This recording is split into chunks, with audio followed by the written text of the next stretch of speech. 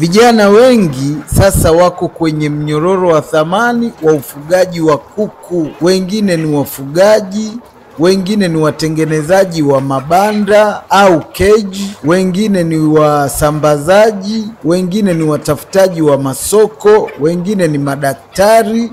Hii yote inatoa fursa kubwa kwa vijana, hasa vijana waliotoka vyuoni au vijana wafanyabiashara, wajasiriamali. Kwa hiyo na wewe kijana ulioko nyumbani unalalamika kazi hamna, basi na kusanua leo. Huu ni mchongo. Ingia kwenye mnyororo wa thamani wa ufugaji wa kuku, utapata pesa, hautajutia. Kuna biashara nyingi, kuna pesa nyingi, na hii biashara ina faida kubwa. Karibu sana Mkulima Smart, tukufundishe, tukuelekeze namna ya kufanya hii biashara.